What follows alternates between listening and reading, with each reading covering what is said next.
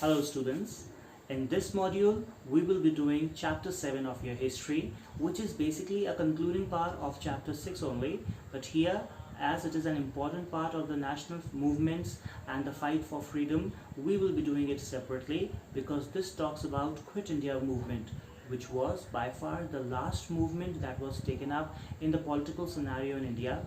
After 1942, this particular movement came to an end and it was short-lived, and till then nothing happened in the political context till the Second World War came to an end in 1945. Till that time, India had all its struggle, freedom struggle outside the Indian borders, and that was fought in different parts of the world by another leader, but here we are not talking about them. Here we will be focusing more on the Quit India movement. In this chapter we will see the Quit India movement causes. That is, first we have the Congress resignation, failure of Crips Mission, and the Japanese threat. These were some of the important reasons which led to the taking up of Quit India resolution.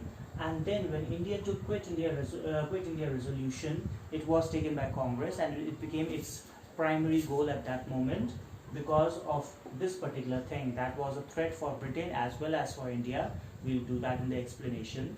So here we see government took repressive measures to crush this particular movement because they knew it is going to be very difficult for them to rule unless and until they do not crush the Quit India resolution, which was a pan-India movement. Then it was, lastly we will do the impact of the Quit India movement, though we know it was a short-lived movement, but how it was impactful, that we are going to do in this chapter, in this module. So here let's begin the chapter Quit India resolution. First of all, we see the resignation of Congress ministries as an important part or an important event that led to the Quit India resolution. Now we see it was the scenario of 1939-1940 when Second World War began. At that time, Germany invaded Poland, and as a result, France and Britain, they took the side of Poland to fight against Germany. Now on that particular front, British required more army, and without the consent of the Indian leaders, Indian ministries, the Congress and everyone in India, they used the Indian army or Indian people, soldiers, for their war outside. Now the Congress ministers and the Congress leaders, they had this particular statement or a question, you can say, that if a country is not free, how can the people from there be taken to fight for the freedom of some another country? That is why they requested the British to first of all resolve the problem of freedom and independence of country, and once that is sorted out, only then they can send their people for fighting for the freedom of other people, other countries. But on the other hand, the Congress, the British did not listen to the Congress requests and suggestions, and as a result, Congress decided that they are going to resign from all the provinces they were holding.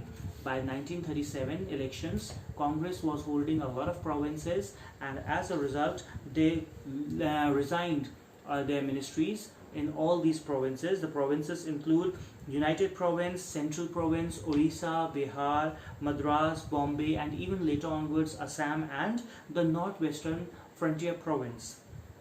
Now we see that as a result in 1939, when they resigned from these provinces, it was taken as a very happy news by the Viceroy, Lord Linlithgow, and he felt that Congress was holding a major chunk of the provinces, so with their resignation was a freedom from Congress holding provinces, and it could be taken over by the British or could be looked after by the British, so it was a happy news for them. Similarly, we can say even the Muslim League, they were jubilant over this particular incident because they felt that Congress will not be supporting or listening to their problems, or having major control with the Congress would lead to the, you can say, not being heard properly, the Muslim community, and that is why their resignation would mean their better news for Muslim League, as well as they can now show their loyalty and friendship towards British. So that is why they even celebrated that day as the day of deliverance, or we can say the day of Thanksgiving. Besides that, ministries in Punjab, Bengal, Sindh, these ministries did not resign. They did not resign just because they wanted to show their loyalty towards the British Empire. They wanted to remain in the good books of the Britain, that they are supporting the British Empire as well. So these all changes brought certain things which made Congress to believe that Quit India resolution would be one of the important things that could help them in the fight there against British, as well as for the fighting for the independence of the country. So it was in 1940, during the elections, the Muslim League, Jinnah, their attitude totally changed, and they believed that Muslims cannot expect any good in the hands of the, if the control is in the hands of the Congress. And that is why in 1940, in the Muslim League session, they passed a resolution, and that was asking for a Muslim state and Muslim province, a separate state, and that was the state of Pakistan. This Pakistan, we write the spelling today as Pakistan, but the real spelling that came out was Pakistan. This Pakistan name came out from the first initial alphabets of the words of names of the provinces that were proposed to be included in this particular Muslim state, and that was P for Punjab area, which is now in Pakistan obviously, Afghan region, the northwestern frontier, then K for Kashmir region, and even along with that S for Sindh area. And the last word of Baluchistan, the T-A-N, Tan, was taken to make it as Pakistan. Later with the pronunciation it turned out as Pakistan or Pakistan. So that means the sacred land. After this we see then August offer was given. Don't get confused. Earlier in the beginning of the syllabus, in the beginning chapter, initial chapters, we have done about August Declaration. That was different, where India was given this particular authority that we will hand over the power to India once we believe that they are capable of ruling themselves. Here we see it is an August offer that was given in 1940. After this demand for Pakistan was given, then August offer was given. It was a change in the government in Britain. The British Prime Minister was changed. It was Winston Churchill now, and under him there was Amory, who took over as the you can say Secretary of State for India. When they worked, they felt that the World War conditions, the war conditions are worsening, and they are hardly affecting the British entire rule and administration. So as a result, they felt it will be very difficult to let go all these problems of India and other colonies, and it will make the way for their ruin. So therefore it is very important to take in consideration all these problems and to mend things with the Congress, especially in India. So Gandhi declared that since Britain is having a lot of tough times right now, we are not going to make our particular purpose solve out of the ruins of Britain. We are going to help them. But as a matter of fact, he required them to help or listen to the British, listen to the Congress grievances also. As a matter of fact, the international compulsions forced British government and British Indian government to seek on some particular settlement, and as a settlement they came out on August 8, 1940 with the August offer. This August offer was given to the Congress and the Muslim League, everyone, but they all rejected. Why they rejected? Because Congress rejected because minorities, especially the Muslim League, was given a lot of power that they can refuse any bill to be passed if that is not up to their level, willing, or if they are not happy with it. At the same time, Muslim League also rejected this particular thing because they felt that their demand of Pakistan was not at all given any particular place in this offer. So both the major groups, the Muslim League and the Congress, they refused this particular offer. What were the causes? Now we will be doing that. These were the events. First of all, the resignation of Congress ministries and the August offer. Then we see the causes. The important cause was the Crips Mission. Crips Mission was brought to India in 1942, and that was in the beginning, initial months. It was in March. Winston Churchill came and he announced this particular mission. Winston Churchill made Stafford Cripps to announce this particular mission, and when Stafford Cripps proposed, he gave these particular following points. I'll read out for you. India would be given a dominion status, but that would be after the end of the war. When will the war end? Nobody knew. A constituent assembly would be set up so that it can make a constitution, rules and regulations through which the Indian government will rule India later onwards when the power will be handed to them. there would be a federation of British Indian states and the Indian states, and any state that wants to be free from that, they can have a separate union, or even the princely states can remain separate and they will have to make their own constitution. That means it was a suggestion of dividing India into several smaller parts. Next was the province would be free to join the Indian Union, or if they would not join the Indian Federation, they would be free to formulate their own constitution and become a different state, entirely different. Besides that, provision would also be made for protection of the racial and the religious minorities. They will be also given certain provisions. What that was not clearly given. But on the other hand, we see that this Crips Mission failed to appeal to both the groups, the Congress as well as the you can say not only two groups, Congress and Muslim League, even Hindu Mahasabha, the minorities, all of them were not happy and satisfied with it. It is, Crips Mission did not bring any particular promise of independence in the near future. They only talked about dominion status, which meant India will rule itself under the superior or supervision of British government. Besides that, the plan involved partitioning in India, not only as India-Pakistan, but also as India and several smaller princely states and the provinces that want to be separate. Then the League opposed the creation of a single union. So this was something which they did not want. They wanted a united India, but that was not even given in the suggestion. But that, having said that, they did not even mention about Pakistan as well. Hindu Mahasabha also rejected the proposal because it was asking for a partition, and then Sikh and the Anglo-Indians and the Indian Christians, they felt that the mission had no particular provisions for them, so that is why their demands and their goodwill has never been kept into consideration. Besides that, the princely states people felt that the Constituent Assembly would be set up to make constitution for the country, but for the princely states, they had no provision of sending their representatives in that particular assembly or that particular organization. That means their problems, their suggestions will never be recorded in it. So that was something which they did not like and they could not approve to it. Next, we see that the Congress was opposed to the principle of non-ascension of the provinces, and Gandhi also described it that Crips Mission is like a post-dated check on a failed bank. That means when the things are already gone past that, now they are coming with that offer which is not even required or demanded for. So that is the reason why they had to refuse for that.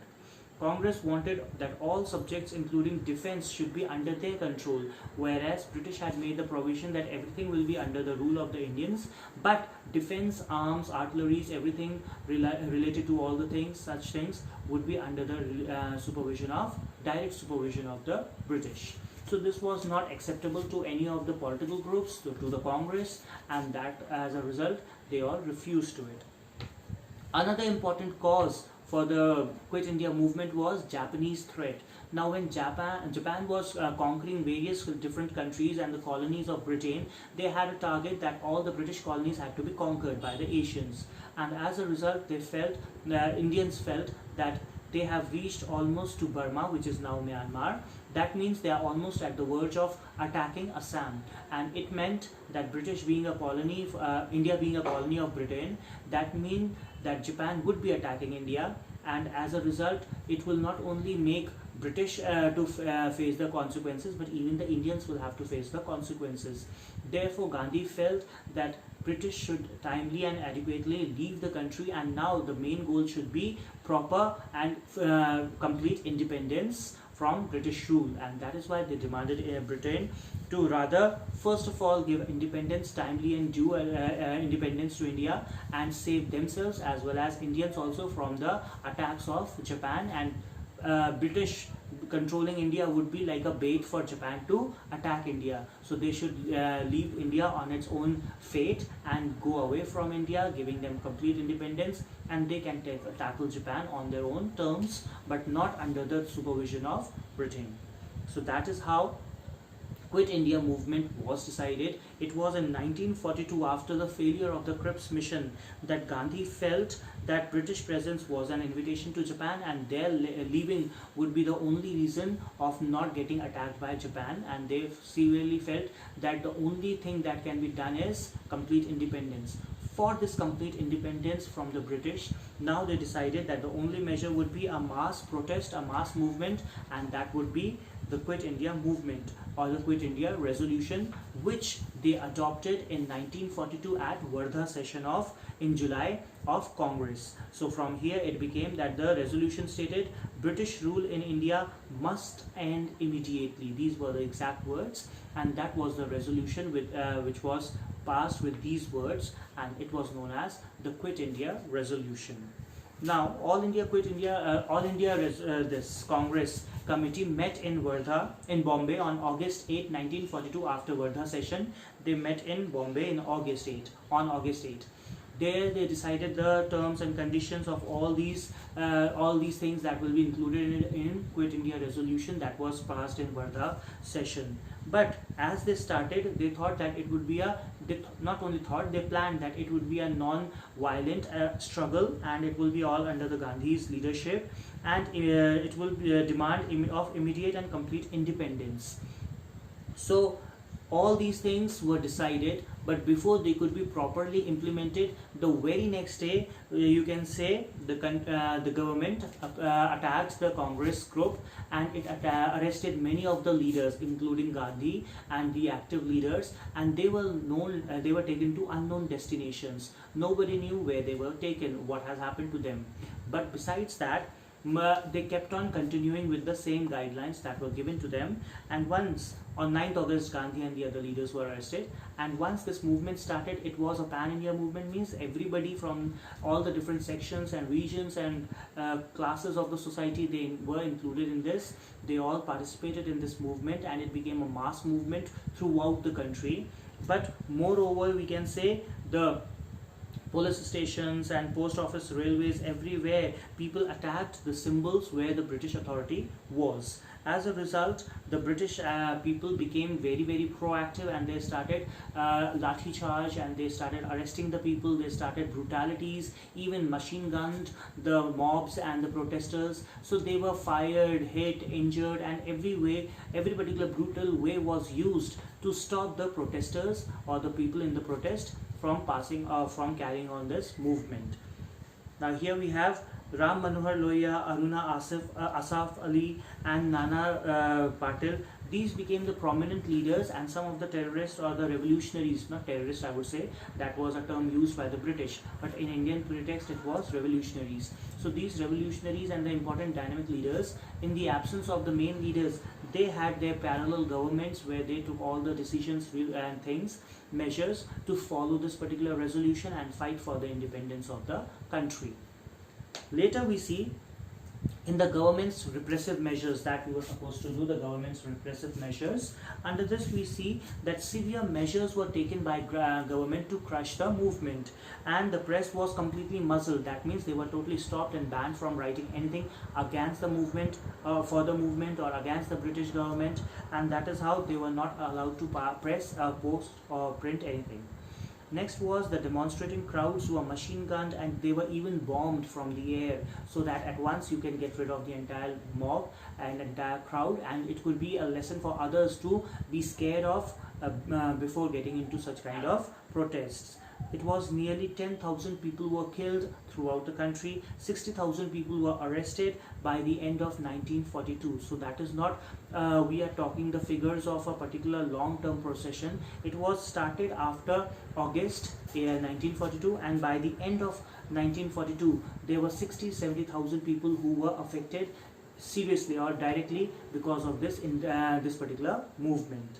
The military took over many towns, and rebellion villages, they got mass flogging because everybody was suspected to be a terrorist or revolutionary, so they were flogged, and they were given proper fines, everybody in the village. So brutalities were done on the entire mass level on the villages also, for a few people, those who had belonged to that village or had come from that particular village.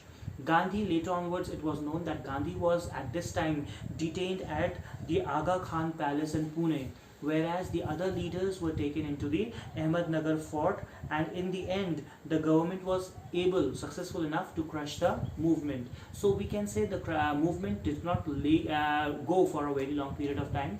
Within few months it was suppressed, it was crushed, and it came to an end. But still we can say it had its own impact. It is still well known as one of the important movements of Gandhi, that is Quit India movement. So we can say that during this time there was certain impact of this particular movement also. First of all, it made the British realized that what is the importance, how deep-rooted nationalistic feelings have gone into the minds and hearts of the Indians, and they would struggle and sacrifice at any level just for the sake of independence. It was evident that British will now not be able to rule longer unless and until they get the favor of the Indian. Without the favor of the Indians, they are not going to be anyways having a comfortable rule here any longer.